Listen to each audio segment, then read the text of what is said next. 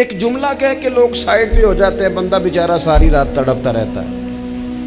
ایک فکرے کا تبصرہ کر کے لوگ کونے میں چھپ جاتے ہیں، اور کسی آدمی کے لیے وہ اسے سولی پہ لٹکا جاتے ہیں۔ اب پہلے تو اللہ سے یہ معافی مانگیں کہ رب اس جرم سے ہمیں محفوظ فرمائے۔ اور اب تو لوگوں کی زبانیں اتنی لمبی ہو گئیں کہ وہ صحابہ تک چلی گئی ہیں، اہل بیت نبوت تک چلی گئی۔ تبصروں کے شوق میں لوگوں نے یہ دیکھا ہی نہیں کہ میری حیثیت کیا ہے اور میں بات کس کی کر رہا ہوں، میری اوقات کیا ہے اور میں تبصرہ کس پہ کر رہا ہوں۔ بے باک ہونا اور بات ہے، اور بدتمیز ہونا، ان دونوں میں فرق ہوتا ہے۔ ابن حزم کہتے ہیں کہ مصر میں ایک تاجر بڑا کامیاب ہو گیا تھا، بڑا کامیاب تاجر ہو گیا۔ تو زندگی میں جتنے لوگ بھی کامیاب ہوتے ہیں ان سے حسد ہوتا ہے، اس سے بھی اس کے ارد گرد کے لوگوں نے حسد شروع کیا۔ اب تاجروں نے پلاننگ کی کہ اسے خراب کیسے کرنا ہے۔ وہ ایک دن اپنے گھر سے نکلا، سفید کرتا سفید پگڑی باندھ کے باہر۔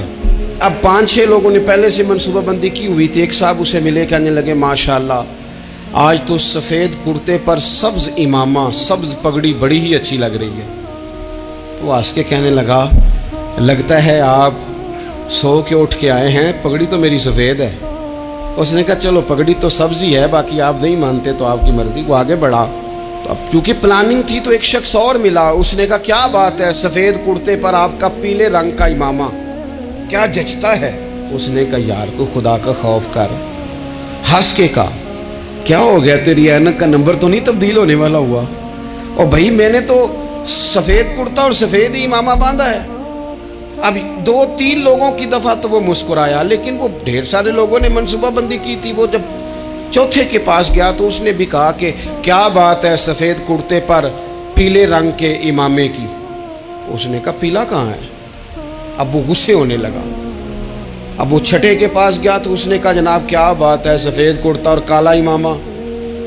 اب وہ غصے میں اتنا باولا ہوا کہ پہلے ہنسا پھر رویا، پھر اسے سمجھ نہ آئی کہ دکان کا تالا کس چابی سے میں نے کھولنا ہے۔ بس وہ شام ہوئی تو اس بیچارے کو بچوں نے روڑے مارنے شروع کر دیے۔ وہ اتنی تکلیف میں آ گیا کہ لوگ اسے پاگل کہنے لگے۔ کیوں؟ اس لیے کہ لوگ منصوبہ بندی، افواہ تھی نا کہ میری طبیعت خراب ہے، تو لوگوں نے حال پوچھ پوچھ کر بیمار کر دیا۔ لوگوں کی باتیں، لوگوں کے تبصرے، لوگوں کے کومنٹس۔ بولے امام شافعی فرمانے لگے لوگوں کی باتیں پتھروں کی طرح ہوتی ہیں، یہ روڑوں کی طرح ہوتی ہیں، اگر انہیں کمر کے اوپر رکھ لو گے نا تو یہ تمہاری کمر توڑ دیں گی، اور اگر تم ان کو اپنے پیروں کے نیچے رکھ لو گے تو تمہارا قد اونچا ہو جائے گا۔ بس دنیا میں وہ لوگ پریشان ہوتے ہیں جو لوگوں کی باتوں کو کندھوں پر سوار کر لیتے، جو پیروں کے نیچے رکھے، جو پاؤں کے نیچے رکھے ان کا قد۔ وہ پرانے زمانے میں نا عارف رومی رحمۃ اللہ علیہ فرماتے ہیں کہ ایک بیل گائے گر گئی تھی کنویں کے اندر، تو اب وہ لوگ اس کو نکال تو نہیں سکتے تھے، تو انہوں نے اس طرح کیا کہ مٹی ڈالنی شروع کر دی کہ اب بدبو آئے گی، پریشانی ہوگی، تو اس کو بند کر دیتے ہیں اندر ہی کنویں کو، کنواں نئی جگہ پہ کھود لیتے ہیں۔ انہوں نے جب اس کے اندر مٹی ڈالی نا تو وہ گائیں جو تھی وہ مٹی جھاڑ کے تو مٹی کے اوپر آ گئی۔ انہوں نے پھر مٹی ڈالی تو وہ تھوڑی اور اوپر آ گئی، اور مٹی ڈالی تو اور وہ مٹی ڈالتے گئے اور گائیں وہاں سے کنویں سے باہر آ گئی۔ لوگوں نے دفن کرنا چاہا، وہ باہر نکل آئی۔ اور میرے بھائی لوگ بھی اپنی باتوں میں دفن کرنا چاہتے ہیں، لیکن یاد رکھنا جو چمکنے والے تھے وہ چمکتے ہی رہے، جن کو اللہ نے عزت دی تھی ان کی گھٹائی کوئی نہیں سکا۔ یہاں تو میں نے یہ دیکھا ہے اس معاشرے میں کہ جھوٹے سے جھوٹا آدمی، اس کے بھی فالوور ہوتے ہیں، دغے باز سے دغے باز بندہ، اس کے بھی گویوں کے فالوور، اداکاروں کے فالوور، فلانے کے فالوور۔ اس کا یہ تو بھئی انسان کا مزاج ہے، ہر بندہ کانوں کا کچا ہے، کوئی تھوڑا زیادہ کچا ہے، کوئی تھوڑا کم کچا ہے، تو باتیں تو ہوگی، لوگ منہ میں زبان رکھتے ہیں تو گفتگو تو کریں گے۔ اب یہ اثر لینے والے پہ ہے کہ وہ اس کا اثر کس طرح کا لیتا ہے۔ ہمارے ہاں بڑے بڑے سمجھدار لوگ نفسیاتی ہو جاتے ہیں، بڑی بڑی سمجھدار خواتین نفسیاتی ہو جاتی ہیں، میری ساس باتیں کرتی ہے، میری نند باتیں کرتی ہے، مجھے فلانا باتیں کرتا ہے، مجھے فلانا۔ بھائی باتیں، جس کے منہ میں زبان ہے اس نے بات تو کرنی ہے۔ اب آپ نے کیوں یہ دعویٰ کر لیا ہے کہ آپ اتنے اونچے چلے جائیں کہ آپ کو بات ہی کوئی نہ کرے؟ کیا حرج ہے اس میں؟ اگر کوئی آپ کو بات کر دے تو کیا ہے، ہم کسی نے کر لی تو پھر کیا ہوا؟ اس کا اتنا اثر قبول کرنا کہ ساری رات سونا ہی نہ, پریشان ہو جانا. اور بعض لوگ ایسے ہیں جنہیں اتنی باتیں نہیں ہوتی جتنی انہیں ٹینشن ہوتی ہے. یعنی وہ دو بندے کونے میں کھڑے ہیں تو میری ہی بات کر رہے ہیں, اور بھائی وہ اتنا اہم نہیں ہے, انہیں کوئی اور کام بھی ہو سکتا ہے, تیری بات ہی انہوں نے کرنی. بلا وجہ لوگ سمجھتے ہیں کہ میں بڑا اہم آدمی ہوں, وہاں بھی مجھ پہ تبصرہ ہو رہا ہے, یہاں بھی ہو رہا ہے. اس پہلو سے باہر آئیں, اس کمپلیکس سے نکل آئیں. اور نبی پاک کا یہ طریقہ ہے. مسند امام احمد بن حنبل میں حدیث موجود ہے, حضرت عبداللہ ابن مسعود رضی اللہ تعالیٰ عنہ, کمال آدمی حضرت عبداللہ ابن مسعود, حضور نے فرمایا عبداللہ ابن مسعود سے قرآن سیکھا کرو, یہ اسی طرح پڑھتے ہیں جس طرح میرے اوپر نازل ہوا تھا. حضرت عبداللہ ابن مسعود کو نبی پاک علیہ السلام نے فرمایا درخت پہ چڑھ کے ذرا میرے لیے مسواک تو اتار دو. حضرت عبداللہ ابن مسعود کی پنڈلیاں پتلی پتلی تھی, ٹانگیں پتلی تھی, وہ درخت پہ چڑھے, ہوا چلی تو کپڑا تھوڑا ہٹ گیا, تو بعض لوگ ان کی پتلی پنڈلیوں کا مذاق اڑانے لگے, معاذ اللہ, دیکھو کیسی باریک باریک پنڈلیاں ہیں, کیا انداز ہے. اب حضور بیٹھے ہیں نا, تو انہوں نے جو بات کی تھی وہ بات بھی درست تھی, پنڈلیاں واقعی پتلی تھی, اور کوئی بھی اس انداز میں دیکھتا تو شاید مسکراتا. جب انہوں نے کہا نا دیکھو پتلی پنڈلیاں, تو حضور نے ہمارے لیے طریقہ کیا چھوڑا, ہمارے لیے سیرت کیا چھوڑی. حضور سید عالم فوراً ارشاد فرمانے لگے, نبی پاک فرمانے لگے چپ کرو, تم میرے عبداللہ کی پنڈلیوں کو پتلا پتلا کہہ رہے ہو نا, قیامت کے دن جب میزان لگے گا اور ان پنڈلیوں کا تمہیں وزن پتا چلے گا, پھر پتا چلے گا میرے عبداللہ کی شان کیا ہے. یہ بڑی وزنی پنڈلیاں ہوں گی, جب ان کا میزان پر وزن تو لگے تو آپ دفاع کریں.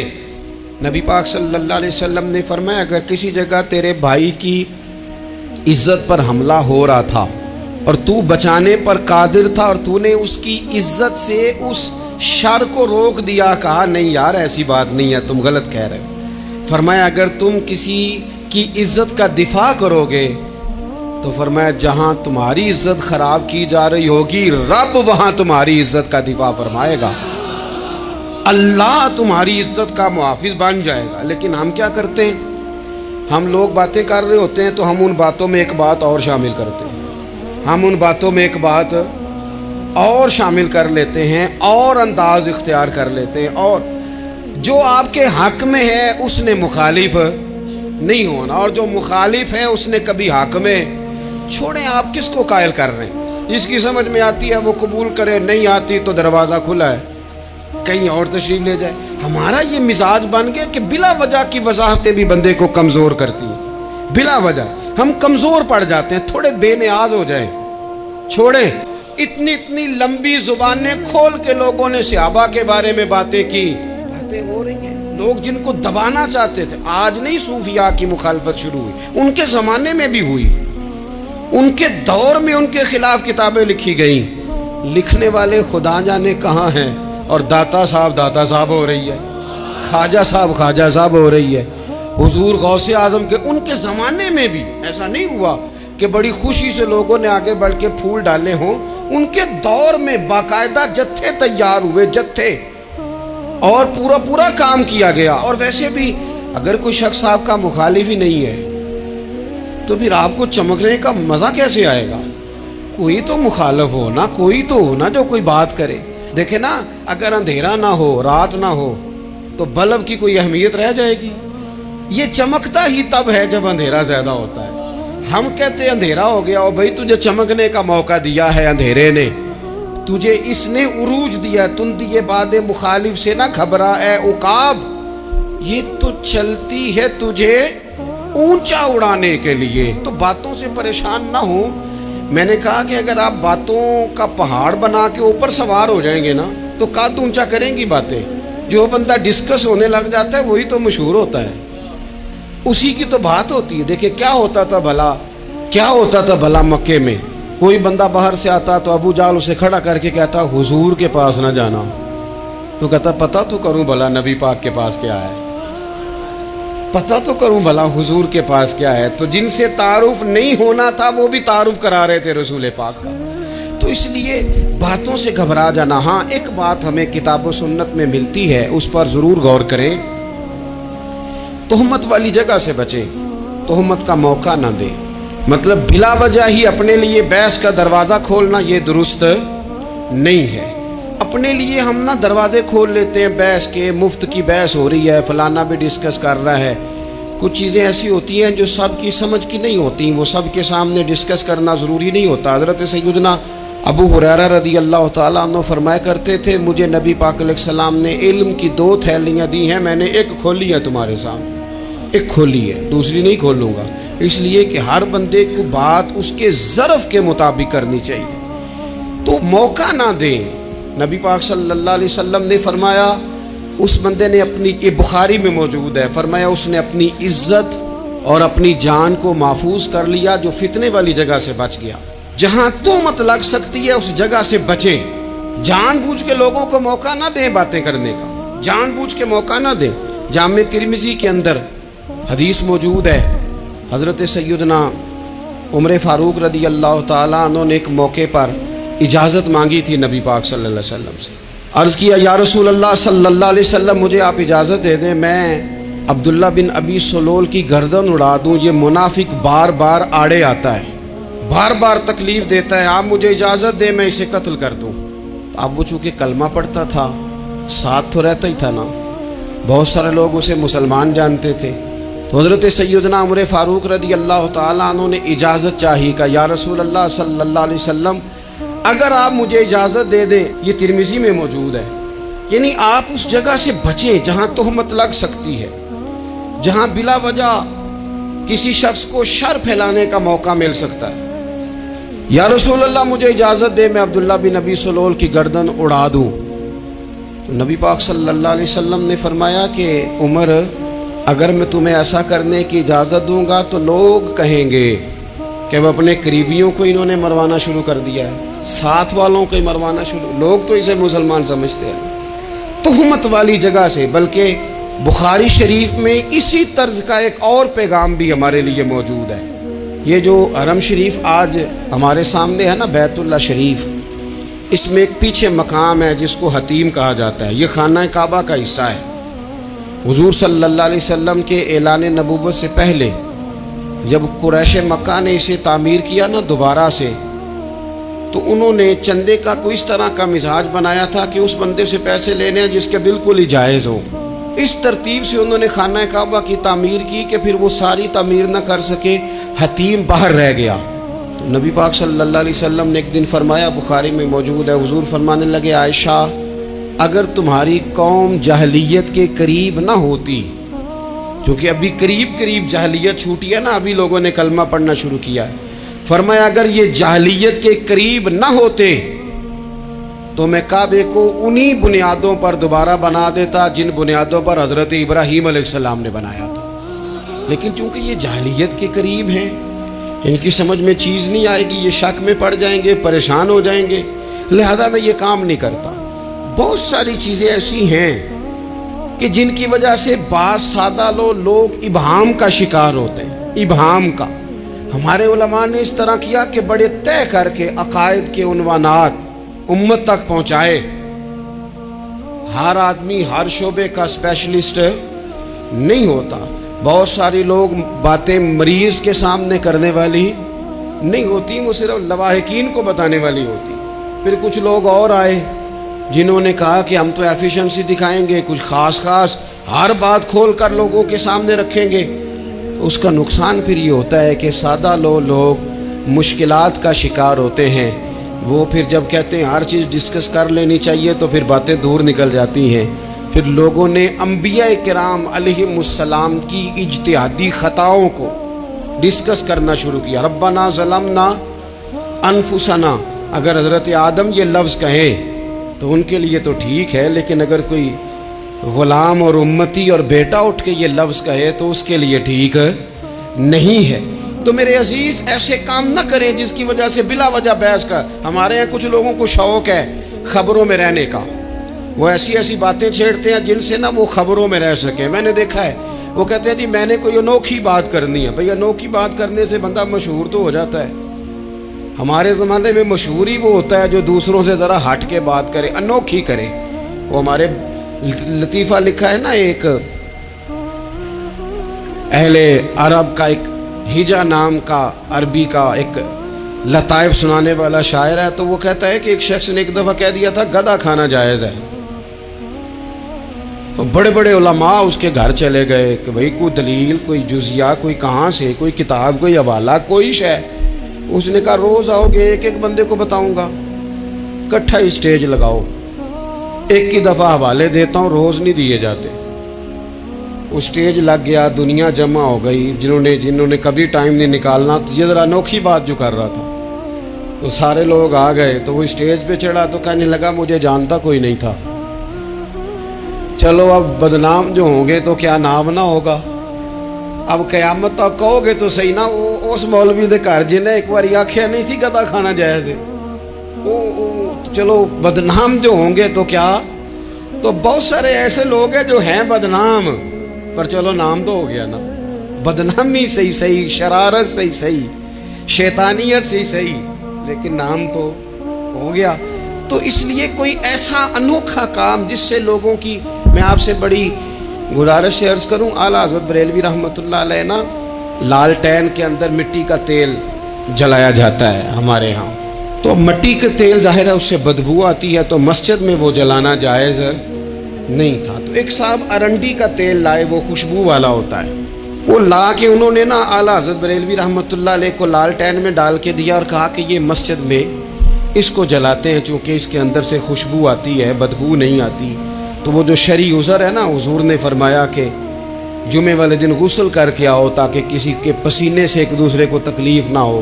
کچا لہسن پیاز کھا کے مسجد آنا اس لیے منع کر دیا گیا کہ منہ کی بدبو سے تکلیف ہو. تو مسجد میں کوئی ایسی چیز جو بدبو کا باعث بنے منع ہے. اب انہوں نے وہ تیل لا کے لالٹین میں ڈالا جس سے خوشبو آتی تھی اور لالٹین بھی روشن ہوتی تھی. تو اعلیٰ حضرت فاضل بریلوی رحمۃ اللہ علیہ اپنے اس خادم سے فرمانے لگے کہ اب لوگ تو آئیں گے نا، تو ہمارے علاقے میں تو ساری دنیا مٹی کے تیل سے ہی چلاتی ہے، تو اب آپ نے ایک خوشبو والا تیل لا کے ڈال تو دیا ہے اس کے اندر لالٹین میں، پر یہ لوگوں کو بتائے گا کون کہ یہ تیل وہ نہیں ہے. لوگ تو یہاں سے دیکھ کے جائیں گے اور جا کے کہیں گے کہ اتنے بڑے عالم کی مسجد میں اگر جل رہا ہے تو ہم کیوں نہ جلائیں. تو فرمانے لگے وہ شخص کے حضور پھر حال کیا ہے. فرمانے لگے آپ فرضوں کا سلام پھیر کے دعا سے پہلے لالٹین کے پاس کھڑے ہو جائیں اور جو بندہ گزرے اسے بتاتے جائیں کہ یہ مٹی کا تیل نہیں، یہ مٹی کا تیل نہیں، یہ مٹی کا تیل. ہر شخص کے ذہن تک بات اتر جائے تاکہ لوگ کسی ایسی چیز کا شکار نہ ہو جائیں جس سے کہ ان کے مزاج میں کوئی غیر شرعی چیز عروج پکڑ لے. تو میرے عزیز، ہم نہ کچھ بدگمانیاں لوگوں کے اندر لوگ ڈالتے ہیں. ہمارے ہاں بالخصوص پاکستان میں جب سے سیاسی فرقہ واریت شروع ہوئی ہے، سیاسی، ہماری قوم کا مزاج اتنی بری طرح خراب کیا گیا ہے. ہمارے نوجوان بچے جو بڑے سنجیدہ پڑھے لکھے، ان کی گفتگو اپنے سیاسی مخالف کے بارے میں اتنی لوز کر دی گئی ہے، اتنی کمزور کر دی گئی، اتنی خوفناک کر دی گئی ہے کہ اس طرح تو کبھی نہیں ہوا تھا. یہ مزاج جو لوگوں کو دیا جا رہا ہے، قومیں اپنے اخلاق کے طور پر زندہ رہتی ہیں. بد اخلاقیاں کبھی بھی انسانوں کو اونچا کر سکتی، پیچھے رہ جاتے ہیں لوگ. تہذیب کسی سوسائٹی کا حسن ہوتا ہے، اور اگر ایک سیاسی مخالف کے لیے آپ کا یہ والا مزاج بن جائے، اپنے سیاسی قد کو اونچا کرنے کے لیے آپ ان چیزوں کا سہارا لیں، یہ درست نہیں ہے. اخلاقی رویے میں کہوں گا کسی بھی سیاسی جماعت سے وابستگی ہے وہ 100% رکھے جو اس کی سمجھ میں آتی ہے، لیکن اپنے اخلاقی مزاج کو کبھی کمزور نہ ہونے دیں، اخلاقی رویہ کبھی کمزور نہ ہونے دیں. یہ کیسے ہو سکتا ہے؟ دیکھیں، ابو جہل، ابو لہب، عتبہ، عتیبہ، شیبہ، وہ وہی باتیں کر سکتے تھے جو ان کے مزاج کی تھیں، جو آج تک لوگ کسی بھی دیندار کے بارے میں کرتے ہیں. تو انہوں نے وہی باتیں آ کے کی تھی جناب ابو طالب کے ساتھ. انہوں نے کہا تھا کہ اگر معاذ اللہ ان کو دولت چاہیے تو ہم دیتے ہیں. بڑے سے بڑے مخلص آدمی پر آج لوگ دعویٰ نہیں کرتے کہ دولت کے لیے لگا ہوا ہے. انہوں نے کہا دولت چاہیے تو دیتے ہیں، اگر کسی خاتون سے نکاح کرنا چاہتے ہیں تو کرا دیتے ہیں، سرداری چاہیے تو دے دیتے ہیں. اب یہ سوچ ہی اتنی ہے، اس سے آگے جاتی نہیں. وہ معاذ اللہ حضور کے بارے میں اور بھی باتیں کرتے، یہ شاعر ہیں، یہ جادوگر ہیں، یہ فلاں ہیں. لیکن میرے نبی پاک علیہ الصلوۃ والسلام نے کبھی بھی ان کی ذاتی زندگی کو ڈسکس نہیں کیا، کبھی نہیں کیا. ابو جہل شراب پیتا تھا، لیکن حضور نے کبھی سوسائٹی میں یہ بات لوگوں کے سامنے بیان نہیں کی. وہ لوگوں کے پیسے دبا لیتا تھا. کئی جگہوں پہ حضور نے پیسے نکلوا کے دیے, لیکن جگہ جگہ گلی گلی کھڑے ہو کے حضور نے یہ نہیں فرمایا کہ یہ اس طرح کا ہے. آپ اپنے مخالفین کے بارے میں ضرور کلیم کریں, ثبوت کے ساتھ ضرور بات کریں, یہ ضروری ہے, لیکن آپ کا رویہ اتنا گرا ہوا نہیں ہونا چاہیے کہ لوگ سمجھیں کہ یہ قوم تو اخلاق سے ہٹ گئی ہے. آپ اختلاف کریں, لیکن اختلاف کے بھی آداب ہوتے ہیں. اس ادب کے دائرے کے اندر رہ کے صحابہ کے بیچ بھی رائے کا اختلاف ہو جاتا ہے, ہو جایا کرتا ہے. حضور اس اختلاف کو قبول کرتے, بھئی ہو جاتا ہے رائے کا اختلاف اپنوں میں, لیکن اس کے اندر انسان توہین پہ اتر آئے, اس کا لہجہ اس طرح کا ہو جائے جس طرح کی بازاری گفتگو کی جاتی ہے, تو محسوس ہوتا ہے کہ یہ تربیت کا فقدان ہے. یہ لہجے باوقار لوگوں کے نہیں ہوا کرتے. لہجے کو کبھی برا نہ ہونے دیں, انداز کو. لوگ آپ کو چھیڑیں گے, اپنی جگہ پہ کھینچ کے لانے کی کوشش کریں گے, بڑا کچھ لوگ کریں گے, لیکن آپ اپنی جگہ سے آپ تبدیل نہیں ہوں گے. آپ کہیں گے یار میرا ایک معیار ہے, میری ایک حیثیت ہے, میں اپنی حیثیت چھوڑ سکتا, میں اپنی حیثیت نہیں چھوڑ سکتا. ہر بندے کو آپ ڈسکس کریں گے. تو تہمت والی جگہ سے ضرور بچیں, بدگمانی سے ضرور بچیں, لیکن ہر شخص کو اس کے معیار کے مطابق اتر کا جواب دینا یہ باوقار لوگوں کا سٹیٹس نہیں ہوتا. وہ کہتے ہیں جا بات کر, جا کے تو کون ہوتا ہے, تیری بات کریں اب ہم ہر شخص کے منہ لگیں, یہ کیسے ہو سکتا ہے. نبی پاک صلی اللہ علیہ وسلم گزر رہے تھے, صحیح بخاری میں موجود ہے. آپ کی اہلیہ حضرت صفیہ رضی اللہ تعالیٰ عنہ آپ کے ساتھ تھی. رات کا وقت تھا, حضور گزر رہے تھے, تو صحابہ کچھ کھڑے تھے, تو حضور نے ایک کو بلا کے کہا کہ یہ میری بیوی ہے, صفیہ ہے. عرض کرنے لگے حضور مجھے میری ماں روئے, میں کوئی آپ کے بارے میں بدگمانی کرتا. تو حضور نے جواب میں کیا کہا, محبوب فرمانے لگے جس طرح رگوں میں خون گردش کرتا ہے نا, شیطان بھی اسی طرح ہی گردش کرتا ہے. گویا حضور بتا رہے ہیں کسی وقت بھی بدگمانی پیدا کر دیتا. میں تمہیں بتا رہا ہوں کہ اپنی اہلیہ کے ساتھ جا رہا ہوں, میری بیوی ہے. کوشش کریں کہ آپ اس جگہ سے بچیں جہاں باتیں ہو رہی ہوں. اور اس پہلو پہ تیسری گزارش اس عنوان پر یہ ہے کہ اگر کسی کے بارے میں باتیں ہو رہی ہوں تو فٹافٹ اس کا حصہ بننے کی کوشش نہ کریں, بلکہ آپ کے پاس جب تک کوئی شرعی ثبوت نہیں ہے تب تک آپ اس بات کا حصہ نہ بنیں.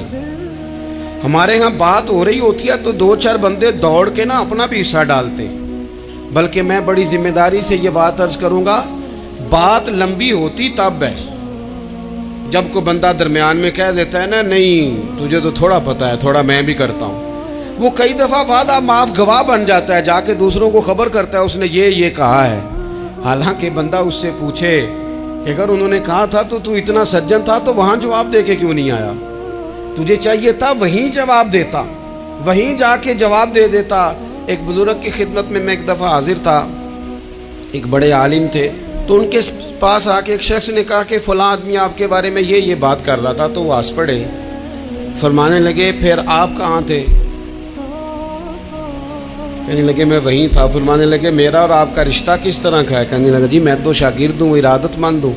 تو فرمانے لگے پھر آپ میرے پاس سوال لے کے آ گئے ہیں, آپ نے وہاں جواب کوئی نہیں دیا.